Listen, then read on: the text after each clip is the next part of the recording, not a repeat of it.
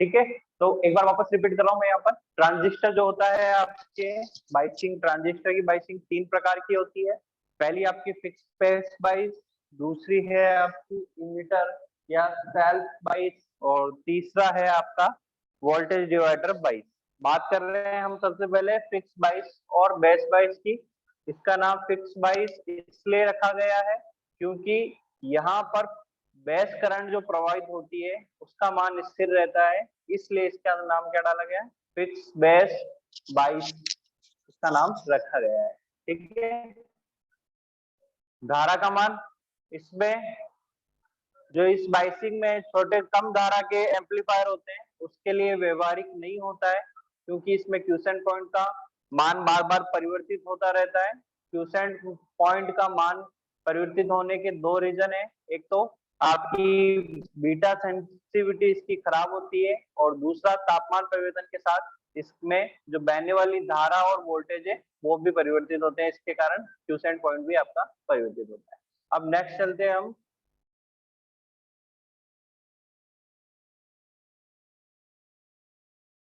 तो देखो इसका चूंकि इसमें क्यूसेंट पॉइंट स्थिर नहीं रहता है, तो इस कारण इसका उपयोग हम एम्पलीफायर सर्किट के लिए नहीं करते हैं। तो अब इसका उपयोग हम कहाँ करेंगे, अगर एम्पलीफायर सर्किट में इसका उपयोग नहीं कर रहे हैं तो इसका उपयोग हम कहाँ करेंगे, जनरली आपके डिजिटल सर्किट के अंदर इसका उपयोग एज ए स्विच के रूप में किया जाता है। तो ये बाइसिंग कहाँ काम आएगी आपकी, स्विचिंग सर्किट में, डिजिटल सर्किट में स्विच के रूप में, जहां पर आपको डिजिटल सर्किट में कई सारे स्विच वहां पर आपको लगाने पड़ते हैं, जो हम आगे डिजिटल सर्किट जब पढ़ेंगे उसके अंदर आपको बताएंगे। ठीक है ना। तो नेक्स्ट है आपका सेल्फ बाइस या एमीटर बाइस या एमीटर फीडबैक बाइस। ठीक है, अब देखिए इसके अंदर एमीटर बाइस के अंदर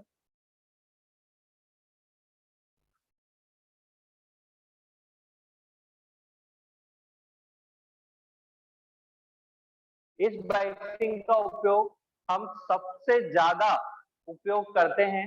इसका रीजन है क्योंकि इस कंडीशन में या इस बाइसिंग में हमारे थर्मल स्टेबिलिटी बहुत ज्यादा इसमें प्राप्त होती है, और क्यूसेंट पॉइंट एक बार आपने जहां सेट कर दिया वो वहीं सेट रहता है, और तापमान के कारण जब इसमें कोई परिवर्तन आता है तो ये इसको क्या करता है, सेल्फ रेगुलेट करके वापस स्थिर कंडीशन में लेके आ जाता है। तो ये एक तरह से सेल्फ रेगुलेटेड, आपका सेल्फ रेगुलेटेड एम्पलीफायर होता है, जिसमें क्यूसेंट पॉइंट फटाफट से चेंज नहीं होता, बहुत टेम्परेचर में चेंज होगा अगर करंट कलेक्टर करंट प्रवाहित होगी, मगर ये क्या करता है, सेल्फ रेगुलेट करके क्यूसेंट पॉइंट को स्थिर रखता है। तो इसलिए हम इस बाइसिंग का उपयोग सबसे ज्यादा करते हैं। अब देखिए इसकी बाइसिंग के कनेक्शन डायग्राम यहाँ आपको दिखाए हुए हैं। पहले वाले डायग्राम में उस वाले डायग्राम में आपको कुछ अंतर नजर आ रहा है। देखिए रेजिस्टेंस यहाँ पर भी है, यहाँ पर भी, ये तो उसमें भी था बेस वाइस में, है ना, मगर यहाँ पर एक सेल्फ रेगुलेटिंग रजिस्टर जो कि RE के नाम से यहाँ है, जो आपके इमीटर के अंदर जोड़ा गया है। ठीक है, तो ये एडिशनल आपको इसके अंदर मिलेगा कि इसके अंदर ये जो रेजिस्टेंस है ये क्या काम कर रहा है, आपका सेल्फ रेगुलेशन का काम कर रहा है, जो कि आपके टेम्परेचर के इफेक्ट को यहाँ पर नगण्य कर देता है। जो तापमान के कारण कलेक्टर करंट में जो परिवर्तन आता है उसको क्या कर रहा है, ये नगण्य कर रहा है। कैसे नगण्य कर रहा है उसमें भी हम पढ़ते हैं। इसमें जैसे जैसे तापमान बढ़ता है तो आईसी में क्या होगी, कलेक्टर करंट में क्या होगी, वृद्धि होगी। क्यों होगी, क्योंकि देखो कलेक्टर करंट किसके कारण प्रभावित होती है, आपकी जो इलेक्ट्रॉन्स है उनके कारण। अगर किसी भी अर्धचालक को गर्म करोगे तो वो क्या होगा, वहां पर फ्री इलेक्ट्रॉन्स की संख्या बढ़ जाएगी, फ्री इलेक्ट्रॉन्स की संख्या बढ़ेगी तो क्या होगी, धारा बढ़ जाएगी। तो वो धारा कौन सी बढ़ेगी, आपकी कलेक्टर करंट बढ़ जाएगी। तो जैसे ही आप टेम्परेचर ट्रांजिस्टर का बढ़ाते हो तो वहां पर क्या होती है, आईसी में या कलेक्टर करंट में क्या होती है, आपकी वृद्धि हो जाती है। और जब देखिए कलेक्टर करंट आपकी कहाँ प्रवाहित हो रही है, इसके अंदर देखिए आरसी प्रतिरोध के अंदर करंट किधर से प्रवाहित होगी, वीसीसी वाले वोल्टेज सोर्स से प्रवाहित होगी, और आपके आरसी प्रतिरोधक में प्रवाहित होकर ट्रांजिस्टर के कलेक्टर और इमीटर टर्मिनल से प्रवाहित होकर आरई रेजिस्टेंस में प्रवाहित होकर ग्राउंड में चली जाएगी। तो ये तो कलेक्टर करंट का रास्ता हो गया। और बेस करंट का रास्ता किधर होगा आपका, जो 330 किलो ओम का जो आरबी प्रतिरोध है वहां से चलेगी, और बेस और इमीटर टर्मिनल से होती हुई कहाँ चली जाएगी, ग्राउंड चली जाएगी। तो ये बेस करंट का होगा आपका। तो जैसे ही आपका टेम्परेचर बढ़ता है और आईसी की वैल्यू बढ़ती है, तो इसमें क्या होगा, बहने वाली धारा का मान बढ़ेगा। जब इसमें बहने वाली धारा का मान बढ़ेगा तो आर ई पर होने वाला वोल्टापात भी बढ़ जाएगा। सर आर ई पर बढ़ने वाला वोल्टापात बढ़ेगा तो क्या होगा आपका, जो बेस और जो इमीटर के बीच में जो आपका जंक्शन बनता है उस पे क्या होगा, वोल्टेज कम हो जाएगा।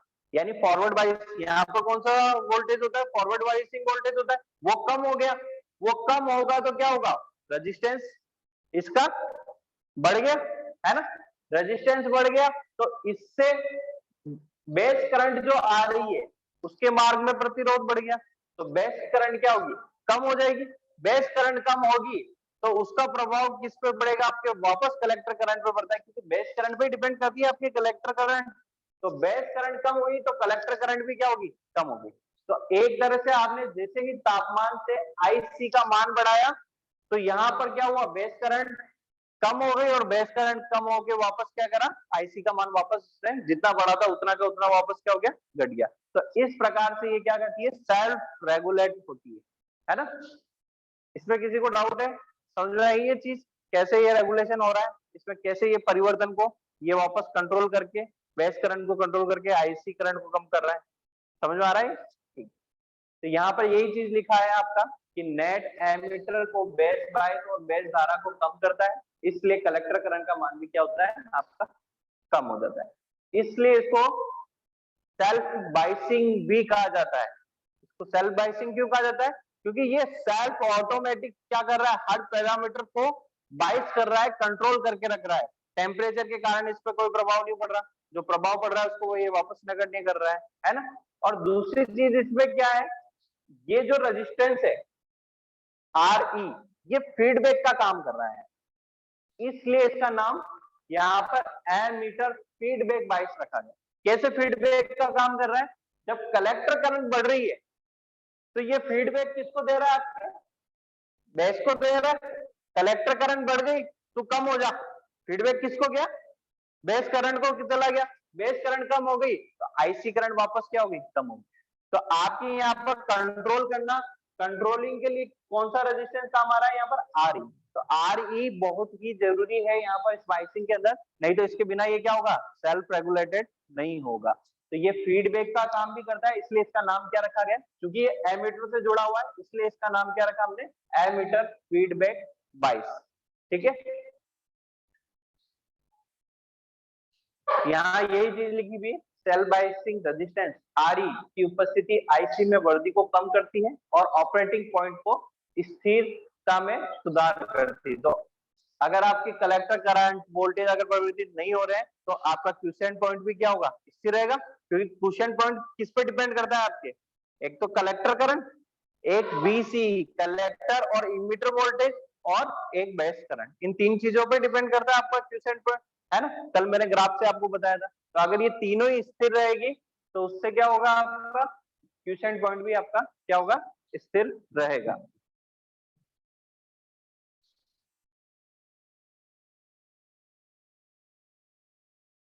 अब देखो वहां पर जो डायग्राम दिखाया गया है उसी के लिए इसमें कुछ फॉर्मूले दिए हुए हैं। मैं सबसे पहले आपका जो किरचॉफ का वोल्टेज नियम है वो मैं लगा रहा हूं आपके आउटपुट साइड में। आउटपुट साइड में मैं यहाँ डायग्राम इसको थोड़ा सा कॉपी करता हूँ यहाँ पर ताकि आपको समझने में इजी रहे।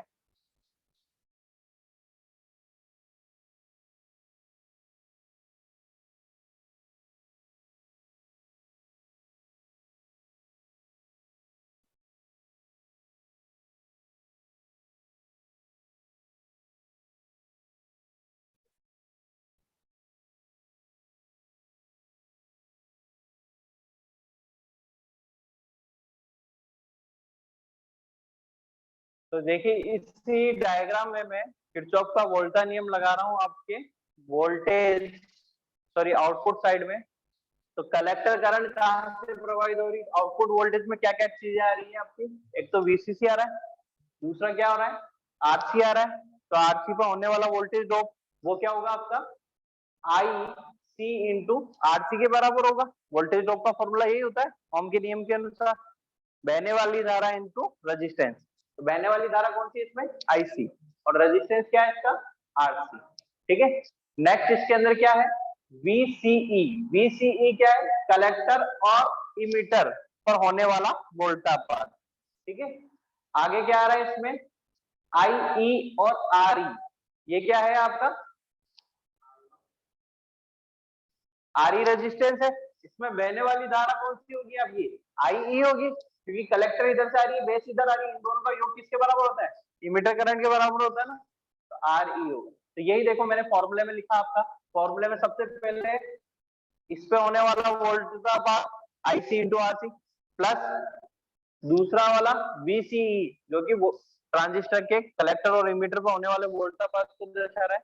तीसरा आपका क्या लिखा मैंने, अच्छा इन सबको प्लस प्लस क्यों लिखा, क्योंकि देखो इसमें धारा ऊपर से नीचे बह रही है, तो पॉजिटिव टर्मिनल ये ऊपर वाला और नेगेटिव टर्मिनल नीचे वाला। इसमें भी धारा ऊपर से नीचे की तरफ बह रही है, तो पॉजिटिव टर्मिनल ये और नेगेटिव वाला ये, और इसमें भी पॉजिटिव ये और नेगेटिव। तो किरचॉफ का नियम आप ऐसे ही लगाते हो ना, जो रास्ते में पहला आता है पहले टर्मिनल उसी का साइन आप वहां लिखते हो। तो यहाँ पे पहले पॉजिटिव टर्मिनल आ रहा है, इसका भी पॉजिटिव टर्मिनल आ रहा है, इसका भी पॉजिटिव टर्मिनल आ रहा है, फिर ये VCC का नेगेटिव टर्मिनल आ रहा है ना।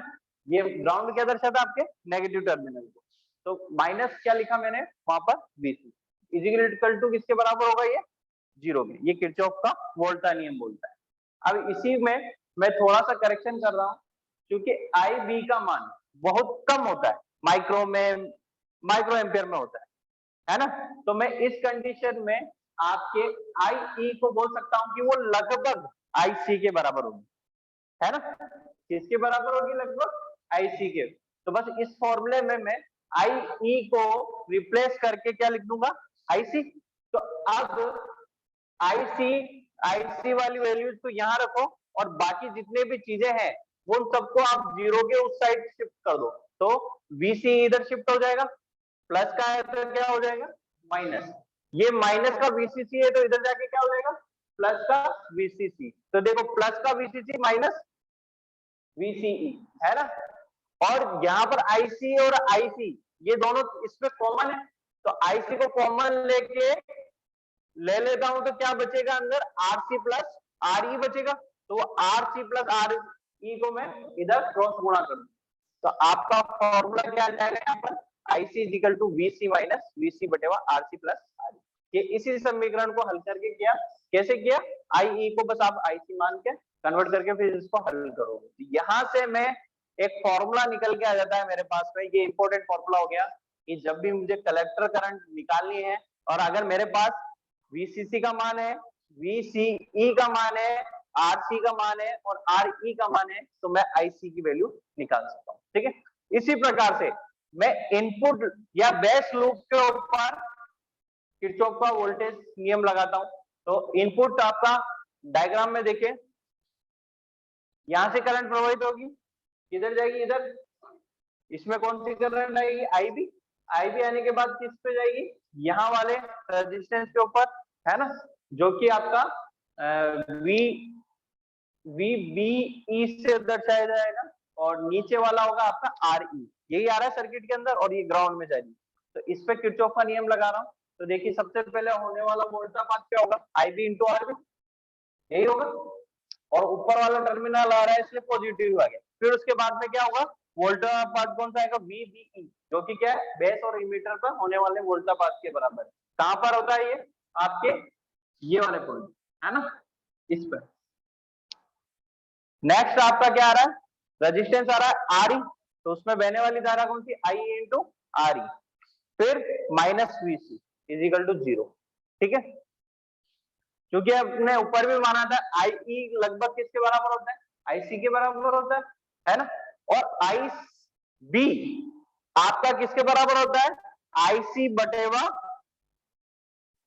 बीटा, इसके बराबर होता है आपके। ठीक है ना, तो बस आपको कुछ भी नहीं करना है, इस फॉर्मूले में जहां पे भी आई बी लिखा हुआ है उसको रिप्लेस करना है IC ऑब्लिक बीटा से रिप्लेस करना है।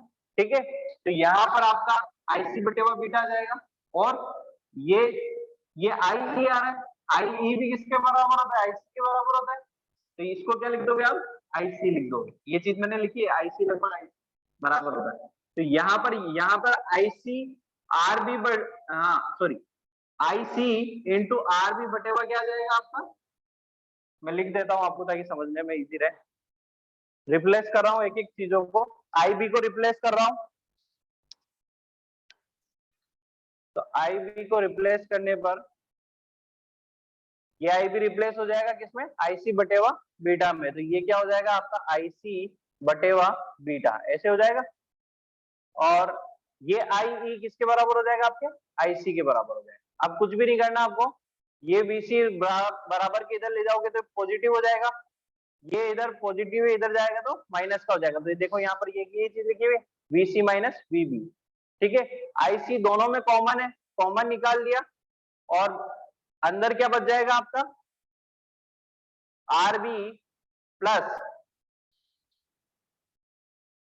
एक मिनट VCC माइनस, इसमें नीचे कुछ गलती हो सकती है, EB, और यहाँ क्या बच जाएगा आपका RB बटेवा बीटा प्लस यहाँ क्या बच जाएगा आपका RE, ठीक है।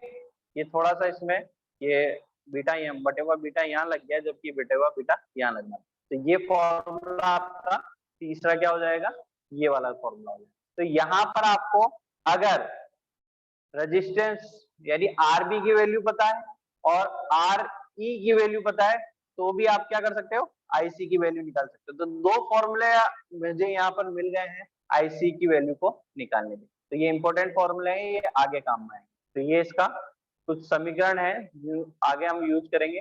नेक्स्ट चलता हूं मैं अभी। नेक्स्ट है आपका वोल्टेज डिवाइडर बाइसिंग या कलेक्टर से आधार बाइसिंग, इसका दूसरा नाम क्या बोलेंगे हम, कलेक्टर आधार। अच्छा, वोल्टेज डिवाइडर बाइसिंग इसका नाम क्यों पड़ा है, क्योंकि यहाँ देखो एक वोल्टेज डिवाइडर लगाया हुआ है। वोल्टेज डिवाइडर क्या है, एक तरह से दो रेजिस्टेंस अगर श्रेणी क्रम में लगा दिए तो वो क्या करते हैं, वोल्टेज को बांट देते हैं, है ना। तो ये एक तरह से क्या होता है, वोल्टेज डिवाइडर होता है, तो इसलिए इसका नाम क्या रखा गया है, वोल्टेज डिवाइडर बाइसिंग, है ना। इसमें देखिए यहाँ पे भी वोल्टेज डिवाइडर, अब इसके अंदर VCC यहाँ जोड़ रखा है आपने, ठीक है, तो और ग्राउंड यहाँ जोड़ा हुआ है, तो टोटल वोल्टेज क्या होगा इन दोनों रेजिस्टेंस पे बढ़ जाएगा। तो मेरे को यहाँ पर R2 के अक्रॉस जो भी वोल्टेज मेरा होगा वो का वो किसके बराबर हो जाएगा, किसके अगेंस्ट आएगा आपके, ये सारा का सारा वोल्टेज इस और इस पॉइंट के बीच में आएगा। तो आप बोल सकते हो कि R2 का होने वाला वोल्टेज किसके बराबर होगा आपके, एक तो VBE plus IE into RE के बराबर, है ना।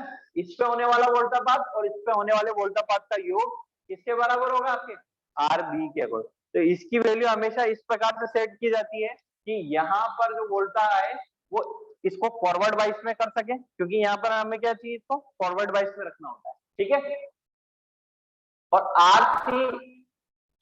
RE इसके अगेंस्ट जो भी वोल्टा होगी वो किसके बराबर होगी आपके, VBE और IC इंटू RC, इस पे जो वोल्टापात है उसके बराबर होंगी, ठीक है। तो इस प्रकार से हम इन रेजिस्टेंस का मान सेट करके इनके अक्रॉस जो वोल्टापात हो रही है उसको हम यहाँ पर कंट्रोल कर सकते हैं। और ऐसे रखना होता है, वोल्टेज का मान ऐसा रखना होता है कि ये तो फॉरवर्ड वाइस में रहे। फॉरवर्ड वाइस में कब रहेगा, जब इसके अगेंस्ट वोल्टेज 0.7 से अधिक होगा तभी ये फॉरवर्ड वाइस में होगा, और इस पर वोल्टेज आपके ब्रेकडाउन वोल्टेज से अधिक ना हो। ऐसा नहीं हो कि ब्रेकडाउन वोल्टेज से ज्यादा कर दे तो ये रिवर्स वाइस में क्या होगा, ब्रेकडाउन कर देगा और ट्रांजिस्टर डिस्ट्रॉय हो जाएगा। तो इस प्रकार से वोल्टेज को आप इसमें बांटते हैं।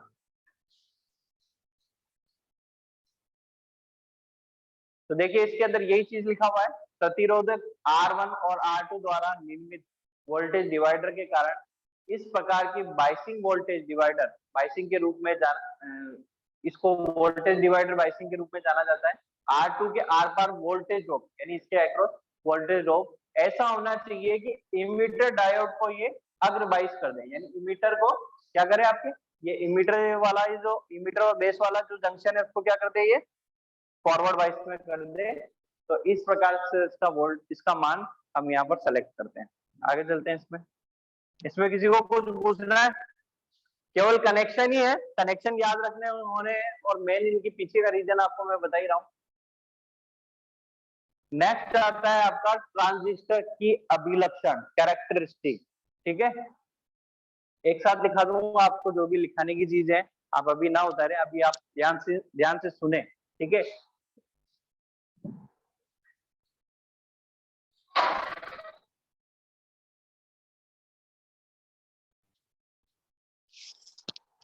नेक्स्ट आता है अभिलक्षण, ट्रांजिस्टर के अभिलक्षण है आपके।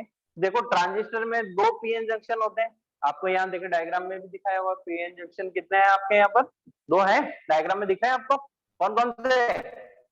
कलेक्टर और बेस के बीच में, और बेस के इमीटर के बीच, है ना। जब हमें इसे एम्पलीफायर की तरह यूज करना था, तब ये वाला बेस और इमीटर वाला आपका जंक्शन फॉरवर्ड वाइज में होना चाहिए, और ये रिवर्स वाइज में। इसलिए देखो इनका साइज भी छोटा और बड़ा बनाया है। फॉरवर्ड वाइज में क्या होता है, डिप्लेशन लेयर पतली हो जाती है, रिवर्स वाइज में डिप्लेशन लेयर मोटी हो जाती है ना। तो इसलिए ये दिखाया गया है आपको डायग्राम में, है ना। ये किसमें? फॉरवर्ड वाइज में, और ये रिवर्स वाइज में। ठीक है, जिसमें 3 वोल्टेज पैरामीटर होते हैं। 3 वोल्टेज पैरामीटर कौन कौन से होते हैं? देखिए यहाँ पर मैं अभी अब बात कर रहा था ना, VCE, VCB, है ना। ये देखो सारे यहाँ दिखाए हुए हैं आपको। VCB क्या होता है? कलेक्टर और बेस के बीच में वोल्टेज। कहाँ नापोगे? एक टर्मिनल यहाँ रखो, वोल्ट मीटर का एक टर्मिनल यहाँ रखो, वोल्टेज नापोगे। ठीक है, दूसरा क्या है? VCE, collector emitter voltage. वो किसके पास, किसके ऊपर मिलेगा आपको? कलेक्टर और इमीटर पर मिलेगा। नेक्स्ट है आपका VBE, ये वोल्टेज किस पर आपके? ये हाँ, बेस और इमीटर जंक्शन पे होने वाले वोल्ट का ड्रॉप के बराबर होता है। और इसका मान कितना रखना होता है हमें? सिलिकॉन के लिए 0.7 रहेगा, तभी ये फॉरवर्ड वाइज में काम करेगा, और उससे नीचे पर ये काम नहीं करेगा। ठीक है ना। और 3 धारा पैरामीटर होते हैं। 3 धारा पैरामीटर कौन कौन से हो गए? कलेक्टर करंट, इमीटर करंट और बेस करंट। ठीक है, किसी भी एक पैरामीटर में कोई भी परिवर्तन अन्य सभी पैरामीटर में परिवर्तन का कारण बनता है। अगर कोई भी एक चीज आपने अगर बाइसिंग करी है, अगर किसी में एक चीज में भी परिवर्तन हो गया, जैसे कि मैंने आपको फिक्स बेस बाइसिंग में बताया था, जैसे ही टेम्परेचर बढ़ेगा कलेक्टर करंट चेंज हो जाती है, तो वो सेल्फ रेगुलेटेड नहीं होता। मगर इमीटर जो बाइसिंग है उसमें क्या होता है, आईसी का मान जैसे ही चेंज होगा टेम्परेचर के कारण, वो क्या होता है, नीचे हमारा रेगुलेटिंग रेजिस्टेंस लगा होता है, वो क्या करता है, इसको वापस रेगुलेट करके कलेक्टर करंट को कम कर देता है ना। तो आपको इसमें देखो एक भी पैरामीटर चेंज हो तो बाकी सब चेंज हो सकते हैं इसमें। ठीक है, उनके संबंध में स्पष्ट रूप से समझने के लिए किसी भी ट्रांजिस्टर के लिए कम से कम 2 अभिलक्षण ग्राफ है। अब इन पैरामीटर को जो हम समझना है कि कैसे ये इफेक्ट डाल रहे हैं, तो इसको समझने के लिए आपको 2 ग्राफ यहाँ पर, अभिलक्षण ग्राफ यहाँ बताए जाएंगे। पहला अभिलक्षण ग्राफ है आपका इनपुट कैरेक्टरिस्टिक, और दूसरा अभिलक्षण ग्राफ है आपका आउटपुट कैरेक्टरिस्टिक। तो सबसे पहले बात करते हैं हम इनपुट अभिलक्षण की या इनपुट कैरेक्टरिस्टिक की। देखिए इनपुट अभिलक्षण बनाने के लिए मैंने एक सर्किट डायग्राम बनाया है यहाँ पर। इस प्रकार से आपको जब भी किसी भी ट्रांजिस्टर का इनपुट कैरेक्टरिस्टिक निकालनी और आउटपुट कैरेक्टरिस्टिक निकालनी है, तो ट्रांजिस्टर का इस प्रकार से कनेक्शन करना पड़ेगा। तो हर चीज दी हुई है आपको, कौन सी चीज कितनी रखनी है। जैसे आपने एक ट्रांजिस्टर लिया है ना, वहां 5 वोल्ट की बैटरी सोर्स है, यहाँ पर एक वेरिएबल रेजिस्टेंस है, 1 किलो ओम का रेजिस्टेंस है। अच्छा, ये जो अभिलक्षण मैं निकाल रहा हूँ, ये आपके इमीटर बाइसिंग के ऊपर निकाला। किस पे निकाला? सॉरी, इमीटर बाइसिंग नहीं, emitter configuration, common emitter configuration के लिए निकाल रहा हूँ। ठीक है, क्यों? इसमें देखो इमीटर कॉमन है, इनपुट और आउटपुट दोनों में इमीटर कॉमन है ना, तो ये कौन सा कॉन्फ़िगरेशन हो गया आपका? Emitter configuration. उसके लिए मैं ये निकाल रहा हूँ। ठीक है, बाइसिंग के लिए मैंने एक रेजिस्टेंस लगाया है यहाँ पर 1 किलो ओम का, यहाँ पर एक वोल्ट मीटर लगाया है जो कि आपके किसको नापेगा, वी बी और ई को, किसको नापेगा, बेस और एमीटर वोल्टेज को नापेगा। तो किसको, ये वोल्टमीटर किसको दिखा रहा है, वीबी को, है ना। तो वहां पर एक एमीटर लगाया है जो कि आपके बेस करंट को नापेगा, ये वाला 100 माइक्रो एम्पियर वाला है ना, वो किसको नापेगा, आपके बेस करंट। आगे यहाँ पर एक और मिली एम्पियर करंट लगा है, ये माइक्रो एम्पियर है ना, ये मिली एमीटर वाला लगाया है मैंने, ये कलेक्टर करंट को नापेगा। यहाँ पर एक मैंने वोल्ट मीटर लगाया है जो कि कलेक्टर और इमीटर टर्मिनल के तो होने वाले वोल्टेज ड्रॉप को मापेगा। और यहाँ पर मैंने एक बैटरी शॉर्ट लगाया है जो कि किसको, आपके बेस और कलेक्टर के जो बीच के जंक्शन है उसको रिवर्स बाइस करता है, ये रिवर्स बाइसिंग का काम कर रहा है। और ये वाला जो सोर्स है वो आपके बेस और इमीटर को फॉरवर्ड बाइस करने का काम कर रहा है, ठीक है। तो ये इस प्रकार से हमें कनेक्शन करने हैं और फिर बाद में हमें क्या करना है, डेटा लेना है। तो डेटा लेने के लिए मैंने क्या किया, ग्राफ बनाया, ग्राफ में दो पैरामीटर लेता हूं मैं, वीबीई यानी क्या, बेस और इमीटर के ऊपर जो वोल्टेज दिया है ना, उसको मैंने एक्स एक्स पर रखा, और जो बेस करंट प्रोवाइड हुई तो मैंने किस पर रखा, वाई एक्स पर, ठीक है। फिर मैंने क्या किया, इसको वेरिएबल करके जीरो से स्टार्ट किया, बेस करंट क्या किया मैंने इसमें, जीरो सेट किया। और अब देखो इसका मान भी आपको चेंज होता है इसमें, इसका, तो सबसे पहले VCE का मान क्या कर दिया मैंने, जीरो कर दिया। फिर ग्राफ बनाना स्टार्ट किया, तो पहले मैंने वोल्टेज का मान बढ़ाया, VBE का मान बढ़ाया 0.2 वोल्ट तक बढ़ाया, करंट नहीं प्रवाहित हुई, बेस में कोई करंट प्रवाहित नहीं हो रही है ना। क्यों प्रवाहित नहीं हो रही, इसका रीजन, क्योंकि बेस सर्किट कैसे पूरा हो रहा है आपका, यहां से होकर यहां से होकर यहां तक, यहां पर एक जंक्शन आ रहा है, इस जंक्शन का वोल्टेज जब तक आपके फॉरवर्ड बाइसिंग वोल्टेज के बराबर नहीं होगा, पोटेंशियल बैरियर के बराबर नहीं होगा, तब तक ये फॉरवर्ड बाइस में काम नहीं करेगा, है ना। इसलिए यहाँ पर कोई करंट प्रवाहित नहीं हो रही।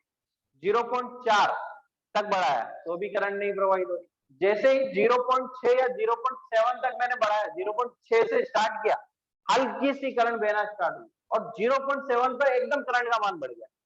कौन सी करंट का मान, बेस करंट। ऐसा क्यों, क्योंकि जीरो पर सिलिकॉन में क्या होता है, 0.7 वोल्टेज पे फॉरवर्ड बाइस में डिप्लेशन लेयर टूट जाती है ना। तो डिप्लेशन लेयर 0.7 पे टूट गई तो बेस करंट क्या हुई, एकदम बढ़ गई, और बढ़कर कितनी हो गई आपकी, 50 माइक्रो एम्पियर। कैसे बढ़ी इसकी, देखो यहां से, पहले मैं फर्स्ट वाले ग्राफ की बात कर रहा हूँ, जब आपने VCE जीरो रखा तो ये 0.4 तक तो कुछ ही नहीं हुआ, 0.5 के आसपास ये हल्की सी डिप्लेशन लेयर टूटना स्टार्ट हुई तो थोड़ी थोड़ी सी करंट प्रोवाइड होने लगी, इसका करंट का मान यहाँ आकर 10 मिली एम्पियर हो गया, है ना।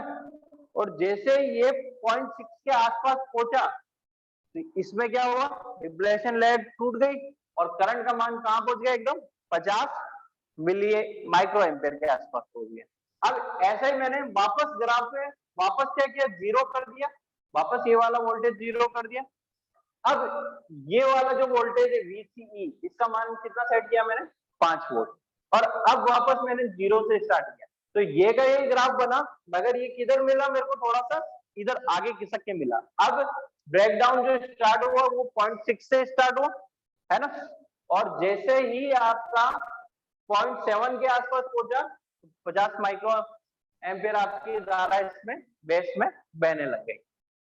फिर वापस मैंने VCE का मान बढ़ाया और तीसरा ग्राफ लिया, ठीक है। तो इस अभिलक्षण को देखकर मुझे क्या पता पड़ता है,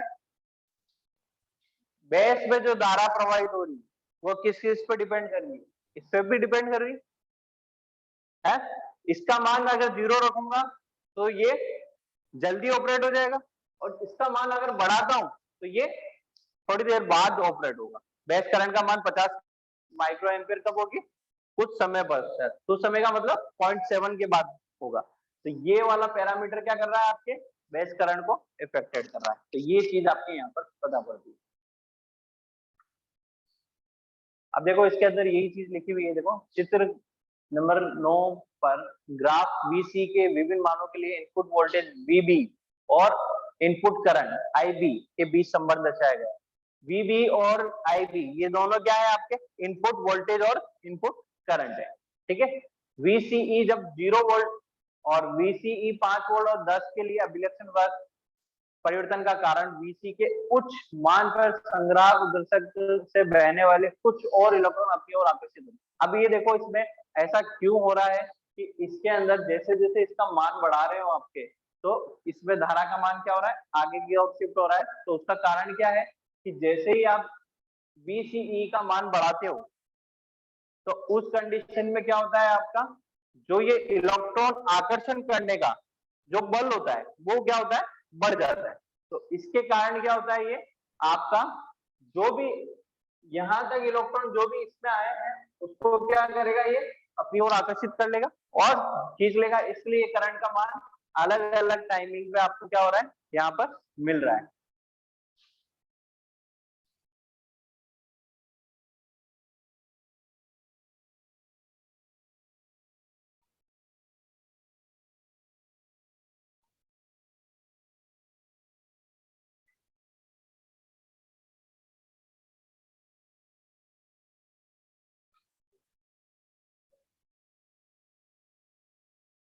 अब देखो इसके अंदर नेक्स्ट लाइन क्या लिखी हुई है, इसलिए उच्च VCE वाले वक्र में, उच्च VCE वाला वक्र कौन सा है आपका ये वाला है ना, तो इसमें जो करंट का मान एकदम ज्यादा कब मिल जाएगा हमें यहाँ इस पॉइंट पे मिल जाएगा, जबकि बाकी सब में देखो करंट का मान हमें कहां पे मिल रहा है ऊपर की साइड मिल रहा है ना, इसमें हमें नीचे की साइड मिल रहा है, यहाँ पर इसमें यहाँ मिल रहा है, इसमें यहाँ मिल रहा है, इसमें इस पॉइंट पे ही हमें क्या होगा आपका करंट का मान हाईएस्ट मिल जाएगा, ठीक है। तो यही चीज इसमें लिखी हुई है कि उच्च VCE वाले वक्र में किसी दिए गए VBE के लिए थोड़ा कम बेस करंट होता है, इस घटना को प्रारंभिक प्रभाव के रूप में भी जाना जाता है। तो इसमें हायर वोल्टेज के कारण ये जल्दी ये करंट का मान जो बढ़ रहा है इस तरह के प्रभाव को हम बोलते हैं प्रारंभिक प्रभाव, ठीक है। अब इसमें कुछ फॉर्मूले दिए हुए, ये फॉर्मूले आपके आगे कैलकुलेशन में काम आएंगे। इनपुट रेजिस्टेंस निकालने का फॉर्मूला क्या है आपका VBE बटे IB, ठीक है। और वोल्टेज गेन निकालने का फॉर्मूला है आपका VCE बटे IB, तो ये फॉर्मूले आपके आगे काम आएंगे वोल्टेज गेन और इनपुट रेजिस्टेंस निकालने में, ठीक है। अभिलक्षण समझ में आ गया ये अभिलक्षण, इसमें किसी को कोई डाउट है तो पूछ लो, नहीं तो आगे चले। ये इनपुट कैरेक्टरिस्टिक इनपुट अभिलक्षण हो गया। अब आउटपुट अभिलक्षण पे बात करते हैं, इसको बोलते हैं आउटपुट अभिलक्षण। अब देखो आउटपुट अभिलक्षण किन किन पैरामीटर के बीच में खींचा जाता है, तो आउटपुट अभिलक्षण एक तो कलेक्टर और इमीटर वोल्टेज उसी सर्किट में है ना, और कलेक्टर करंट के बीच में खींचा गया ग्राफ है ना, और उस समय आपको बेस करंट का मान अलग अलग रखना है। अब आप सबसे पहले इसमें बेस करंट को जैसे 0 सेट करते हो और फिर क्या करते हो VCE का मान बढ़ाते हो। VCE का मान कैसे बढ़ाओगे, इस साइड जो बैटरी लगाई थी ना उसका मान बढ़ाओ तो VCE का मान बढ़ेगा, VCE का मान बढ़ेगा तो उस समय जो कलेक्टर करंट प्रवाहित हो रही है इसका ग्राफ देखेंगे हम, तो यहाँ से 0 से स्टार्ट होगा, जैसे 0 से थोड़ा सा आप आगे चलोगे तो करंट का मान भी क्या होगा हल्का हल्का सा बहना वहां पर प्रवाहित, कलेक्टर करंट प्रवाहित होने लग जाएगी है ना, यहां तक आएगा धीरे धीरे बढ़ेगा, फिर इसके बाद क्या होगा इसका मान लगभग स्थिर हो जाएगा, बहुत कम चेंज हो रहा है ना। फिर और भी ज्यादा VCE का मान बढ़ाओगे तो इसके बाद क्या हो जाएगा ये करंट का मान एकदम हाइट से बढ़ जाएगा और क्या होगा आपका ट्रांजिस्टर खराब हो जाएगा, करंट का मान इतना ज्यादा अधिक बढ़ जाएगा कि ट्रांजिस्टर क्या होगा अपनी हीटिंग के कारण ही जल जाएगा है ना। तो ये आपका यहाँ से ब्रेकडाउन वो आपका स्टार्ट हो जाता है। तो आपके 3 रीजन यहाँ पर दिख रहे हैं, स्टार्टिंग में जब वोल्टेज बढ़ाने लगते हो तो पहले ये करंट वोल्टेज के साथ वेरिएबल है, फिर दूसरा रीजन जिसके अंदर वोल्टेज कितना भी बढ़ाओ करंट पे कोई ज्यादा फर्क नहीं आ रहा, तीसरा रीजन अब एक लिमिट से ज्यादा ही करंट आपने वोल्टेज बढ़ा दिया VC का मान तो उसके बाद करंट का मान एकदम हाइट से बढ़ जाएगा और ट्रांजिस्टर क्या हो जाएगा आपका डिस्ट्रॉय हो जाएगा। अब मैंने ये की ये चीज बेस करंट को 20 मिली एम्पियर रखकर करी। बेस करंट को उधर वाले जो सर्किट बैटरी था उसको ऐसे सेट किया कि बेस करंट कितनी प्रोवाइड हो आपकी 20 माइक्रो एम्पियर। तो उसी कंडीशन में ग्राफ बना, ग्राफ मगर थोड़ा ऊपर से बना, है ना। प्रोसेस होगा वही है, रीजन वो के वही है, वोल्ट इस रीजन में वोल्टेज बढ़ाओगे करंट भी बढ़ेगी, फिर उसके बाद कांस्टेंट हो जाएगी, फिर और ज्यादा बढ़ाओगे तो एकदम हाई से बढ़ेगी और ट्रांजिस्टर खराब हो जाएगा। आईबी का मान 40 माइक्रो एम्पीयर। तो देखो आईबी का मान जैसे जैसे आप बढ़ा रहे हो ग्राफ में जो बहने वाली करंट आईसी जो करंट है उसका मान भी क्या हो रहा है, बढ़ रहा है वीसी के लिए, है ना। जैसे आईबी का मान 0 था, 8 वोल्ट पे मैं बात करूं, 8 वोल्ट पे देखो 8 वोल्ट की सीध में यहाँ आएगा आपका, है ना। 8 वोल्ट पर वीसी का मान कितना रखा मैंने 8 वोल्ट, तो उस समय बहने वाली धारा लगभग 0.5 के आसपास बहनी। जैसे ही मैंने बेस करंट 20 माइक्रो एम्पियर करी तो 8 वोल्ट पे अब मुझे कितना मिल रहा है, 1 मिली एम्पियर मिल रहा है। आईबी का मान मैंने 40 कर दिया तो बेस कर मेरी कलेक्टर करंट कितनी हो गई, 2 एम्पियर।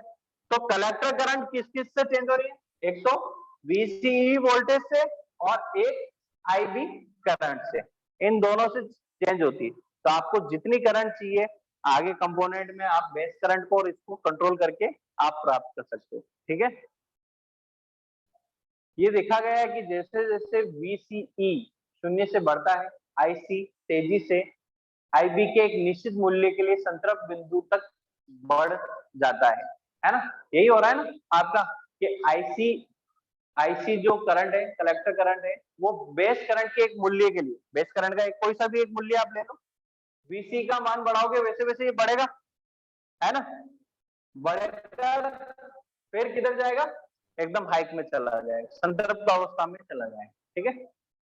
जैसे कि दिखाया गया है कि आईबी 0 होने पर भी कलेक्टर करंट की एक छोटी मात्रा प्रवाहित होती है, ये दिखा रहा है डायग्राम में। आईबी क्या है यहाँ पर, शून्य, उस कंडीशन में भी आईसी का कुछ ना कुछ मान प्रवाहित हो रहा है। तो इस कंडीशन में जो आईसी का मान प्रवाहित होता है उसको हम बोलते हैं लीकेज करंट, आईसीईओ। क्या बोलते हैं हम, लीकेज करंट या आईसीईओ। क्योंकि मुख्य संग्राहक धारा शून्य है इसलिए ट्रांजिस्टर को कट ऑफ कहा जाएगा। तो इस समय ये नीचे वाला है पूरा रीजन, इस समय आपका कलेक्टर करंट जो है वो तो शून्य है, बह कौन सी रही है, केवल आईसीईओ जो कि क्या है, लीकेज करंट है। तो इस रीजन को, यहाँ नीचे वाले रीजन को मैं मार्क करके बता देता हूं आपको, ये मार्क, ये वाला रीजन आपका कट ऑफ रीजन कहलाएगा। ये वाला रीजन, ये यहां से ये नीचे नीचे का रीजन है ना, ये रीजन आपका कट ऑफ रीजन कहलाता है, ठीक है।